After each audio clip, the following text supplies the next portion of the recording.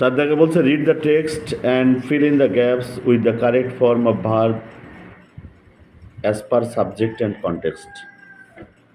টেক্সটটি পড়ো এবং গ্যাপগুলোকে পূর্ণ করো ভার্বের সঠিক রূপ দিয়ে, সাবজেক্ট অনুযায়ী এবং পটভূমি অনুযায়ী। এই সেন্টেন্সে যেহেতু আমরা রাইট ফর্ম অফ ভার্বের প্রশ্নেই আছি, তো এই যে ডিরেকশনের ভিতরে কিন্তু ভার্ব আছে, রিড একটা ভার্ব আছে, ফিল একটা ভার্ব আছে, আর কোনো ভার্ব আছে?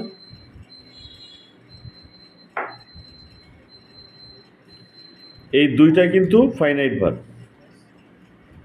আর কোনো ভার্ব এখানে নাই।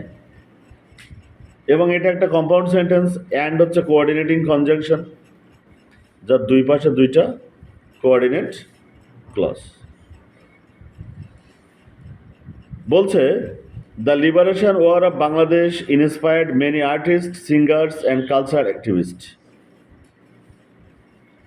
বাংলাদেশের স্বাধীনতা যুদ্ধ অনুপ্রাণিত করেছিল অনেক শিল্পীকে, অনেক গায়ক গায়িকাকে এবং সাংস্কৃতিক শিল্পীদেরকে। এই সেন্টেন্সে সাবজেক্ট এবং ফাইনাইট ভার্বের হিসেবে ইন্সপায়ার্ড হচ্ছে পাস্ট ইনডিফিনাইট টেন্স এবং এটা অ্যাক্টিভ ফাইনাইট ভার্ব। ইন্সপায়ার মানে কি? অনুপ্রাণিত করা বা প্রেরণা দেওয়া। এমিনেন্ট আর্টিস্ট শাহিন সামাদ, বিখ্যাত শিল্পী শাহিন সামাদ সাবজেক্ট। তিনি কি করলেন? Joint, past indefinite tense active. তিনি যোগদান করলেন, কিসে যোগদান করলেন? বাংলাদেশ মুক্তি সংগ্রামী শিল্পী সংস্থা, বাংলাদেশ মুক্তি সংগ্রামী শিল্পী সংস্থাতে। ডিউরিং দ্য লিবারেশন ওয়ার, স্বাধীনতা যুদ্ধের সময়। She along with others, subject কিন্তু শি, অ্যালং উইথ আদার্স কিন্তু প্রিপজিশনাল ফ্রেজ, এটা শি এর সাথে কোনো সম্পর্ক নাই। অন্যদের সাথে she inspired millions, active finite verb, past indefinite tense. এখন শাহিন সামাদ নিজেই অনুপ্রাণিত করেছিল কাদেরকে? মিলিয়ন্স মানে মিলিয়ন মিলিয়ন মানুষকে।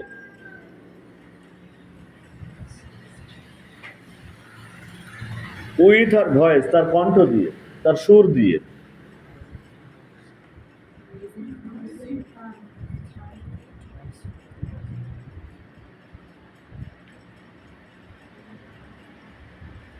তার কণ্ঠটা তিনি কেন দিয়েছিলেন? Two raise funds.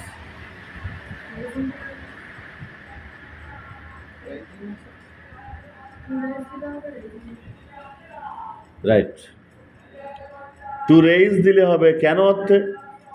কেন তিনি এই কেন তিনি তার কণ্ঠকে তুলেছিলেন? কণ্ঠ ব্যবহার করেছিলেন কেন? এই যে ফান্ড জোগাড় করার জন্য, তহবিল সংগ্রহ করার জন্য। আর রেজিং ফান্ড যখন বলবো তখন তহবিল সংগ্রহ করার মাধ্যমে। কিভাবে অর্থে? অ্যাডভার্ব হবে। দুটোই উত্তর ঠিক বলা যায়। ফর দ্য রিফিউজি ক্যাম্পস, এই যে রিফিউজি ক্যাম্পের জন্য। দ্য কালচারাল ট্রুপ, এই ট্রুপ মানে কিন্তু সৈন্যদলকে বোঝানো হয়। এখানে ওই যে শিল্প দল, শিল্প গোষ্ঠীর যে দল। ইউজ টু, তো তোমরা জানো use to modal auxiliary verb. Use to travel, ওই সাংস্কৃতিক দলটি তারা অভ্যাসগতভাবে ভ্রমণ করত। To refugee camps and different areas in, মুক্ত অঞ্চল, মুক্ত অঞ্চলের রিফিউজি ক্যাম্পগুলোতে এবং বিভিন্ন অঞ্চলগুলোতে। মুক্ত অঞ্চল কোথায় ছিল?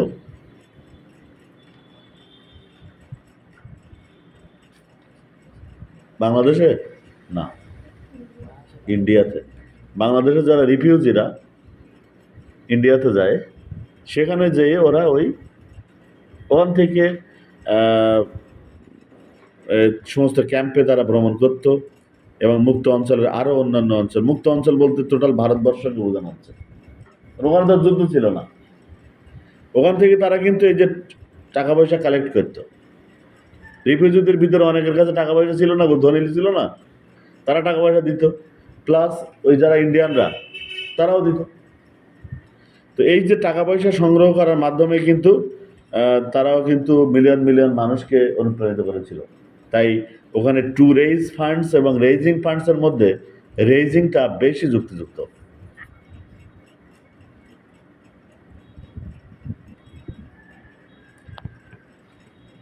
তারপরে কি বলছে, দে পারফর্মড past indefinite tense হবে active finite verb. They performed patriotic songs. তারা দেশাত্মবোধক গান সম্পাদন করত। অ্যান্ড অ্যারেঞ্জড পাপেট শোজ, এবং পুতুল নাচের আয়োজন করত। অ্যান্ড স্টেজড ড্রামাস, এটাও ফাইনাইট ভার্ব হবে, এবং নাটক মঞ্চস্থ করত। এই সেন্টেন্সে ফাইনাইট ভার্ব তিনটা, একটা হচ্ছে পারফর্মড, একটা অ্যারেঞ্জড, আর একটা স্টেজড। এই তিনটে কোঅর্ডিনেট ক্লজ দুটো কোঅর্ডিনেটিং কনজাংশন অ্যান্ড দ্বারা যুক্ত। শাহিন সামাদ বলেছিলেন, কমা কোটেশন শুরু। তার বক্তব্য কিন্তু এবার হুবহু হচ্ছে। বলছে, liberation war always is an inspiration for me. এটা ইজ হবে, ফাইনাইট ভার্ব। অলওয়েজ আছে, সব সময়ই। তিনি এখন বলছেন, ধরো যে তিনি বলছেন যে সবসময়ই স্বাধীনতা যুদ্ধ আমার কাছে একটা অনুপ্রেরণা, বুঝো। তারপরে কি বলছে, she স্যাং A lot of songs during the time. ওই সময় তিনি অনেক গান গেয়েছিলেন। অ্যান্ড নাও, এবং বর্তমানে, শি ফিলস অনার্ড, তিনি গর্বিত অনুভব করেন। To have been able to inspire the freedom fighters, এই যে মুক্তিযোদ্ধাদেরকে অনুপ্রাণিত করার জন্য সক্ষম হওয়ার জন্য তিনি নিজেকে গর্বিত অনুভব করেন বা সম্মানিত অনুভব করেন। She has the memorable harmonium, তার কিন্তু এখনো সেই স্মরণীয় হারমোনিয়ামটা আছে। উইথ হুইচ রিলেটিভ ক্লজ শুরু হচ্ছে, যা দিয়ে শি স্যাং ইন 1971, যা দিয়ে তিনি 1971 গান গেয়েছিলেন। সেই স্মরণীয় হারমোনিয়ামটা এখনও তার আছে। নাও, বর্তমানে, শি উইশেস, তিনি ইচ্ছা পোষণ করেন। Finite verb, past indefinite tense, active. To hand it over to liberation war museum, এটা তিনি মুক্তিযুদ্ধ জাদুঘরে হস্তান্তর করতে চান। হ্যান্ড ওভার মানে তোমরা জানো, হস্তান্তর করা। This eminent artist wants live performance, এই বিখ্যাত শিল্পী তিনি চান, ওয়ান্টস কিন্তু ফাইনাইট ভার্ব, কি চান, এই যে লাইভ পারফরমেন্স মানে সরাসরি সম্পাদনা চান। টু সিং দোজ মুভিং সংস, ওই গানগুলো গাইতে, ইনফিনিটিভ হবে, টু সিং। ওই সমস্ত হৃদয় নাড়ানো যে গান, সেই গানগুলো তিনি গাওয়ার বা গাইতে সরাসরি সম্পাদনা চান। কোথায়? অন টিভি চ্যানেলে। At least one song in a week, কমপক্ষে সপ্তাহে একটা গান। অ্যান্ড দাস, এবং সেইভাবে, এই যে টু সিং আর টু কাভার হবে এখানে, to cover all the year round, সারা বছর ব্যাপী এটা কাভার করতে।